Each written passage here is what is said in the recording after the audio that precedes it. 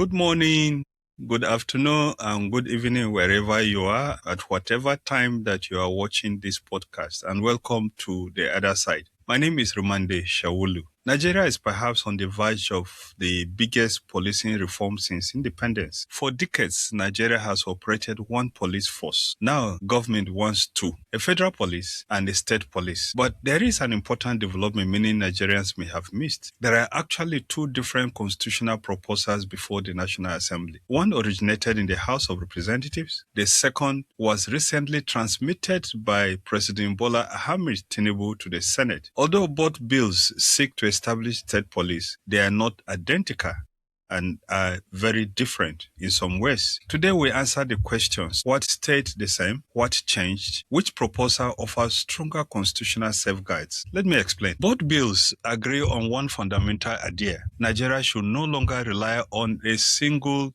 national police force. Instead, there should be one, a federal police, and a state police. Both bills also agree that every state police must be created by a law passed by the State House of Assembly. Every state police must meet minimum national standards before beginning operations. 3, the federal police will continue operating until the state police is certified, and national standards will be set by the National Assembly. So the destination is the same. The difference is how the journey is managed. And the question too, which is important and must be answered, is if the National Assembly is going to be the body that will set the national standards, then what makes the state police state police? You know, there are a lot of issues in the security architecture of this country. Almost everybody in this country agree that there is a problem and we have to confront it. One of the biggest differences is simply the scope. The House bill contains 18 clauses. The executive bill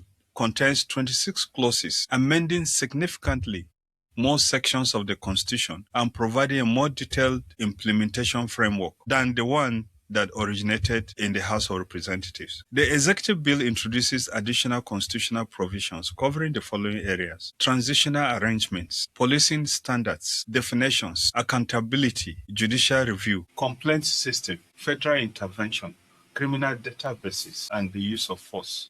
In other words, the executive bill attempts to answer questions that the House bills leaves for future legislation. This is perhaps the most important issue. Will governance control police? Absolutely. The answer is no. Both bills allow governors to appoint commissioners of police, but also allow governors to issue lawful directions concerning public safety. But the executive bill goes further. It expressly prohibits governors from issuing directions that will require police officers to: 1, arrest political opponents unlawfully, refuse to investigate crimes, discriminate against people because of ethnicity or religion, intimidate voters, suppress lawful political activity, or violate fundamental human rights. That safeguard is largely absent from the bill that originated in the House. Perhaps the most controversial provision concerns federal intervention. The House bill permits federal police intervention where law and order has collapsed, the governors request assistance, or the state police cannot function because of administrative or financial problems. However, the executive bill expands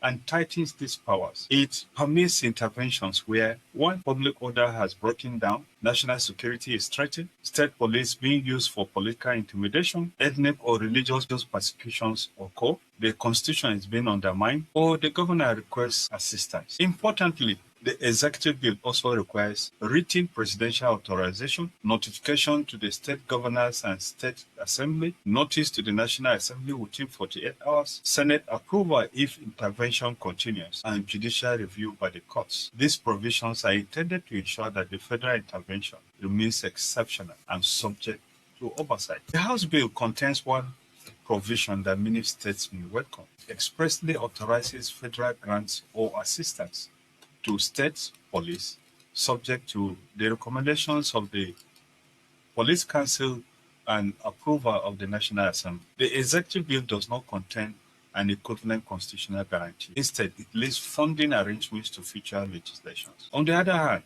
the executive bill provides stronger transitional arrangements. It explains as follows: what happens to existing Nigerian police force? What becomes of current officers? how existing institutions are renamed, and how the transition to the new federal police should occur.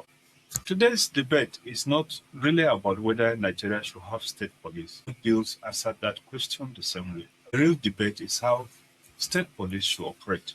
The House bill focuses on creating state police quickly. The executive bill keeps that objective, but introduces additional constitutional guardrails covering oversight, accountability, human rights, federal intervention, and transition to reduce the risk of abuse and improve implementation. Whether these safeguards remain in the final constitutional amendment will depend on deliberations by the Senate, the House of Representatives, and ultimately the approval process for constitutional alterations. That includes at least approval by 24 state houses of assembly. Amendments will fundamentally reshape policing in Nigeria and redefine the relationship between the federal government, state governments, and citizens. However, there are things that may be missing in all that have been put forward in the two bills. The first one is, what guarantees do you really have that the state police and the federal police will not clash over roles and functions? In other climes where state police or local government police or the sheriff department, as happens in the United States, exists, the areas of coverage or the activities or the roles and the crimes that each section of this police cover are clearly spelled out. This is a fundamental error in the current constitutional amendment that is proposed.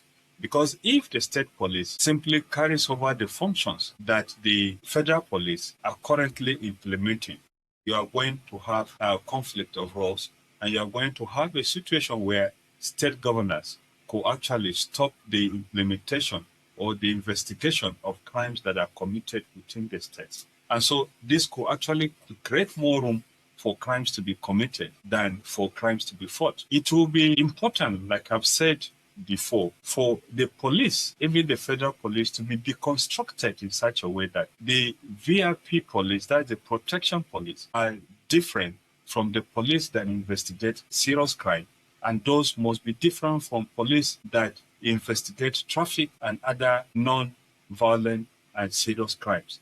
If these roles are not delineated and specific roles are given to the states and specific roles are given to the federal police, there will be clashes. Will be a situation where the state police from neighboring states will be clashing and even shooting at themselves. It will be important, therefore, the National Assembly, as it considers the executive bill, which should be the one that I think will be passed eventually, to immediately assign specific roles to the federal police that are different from the roles and the crimes that are in the purview of the state police. This will create a situation where there will be synergy and cooperation.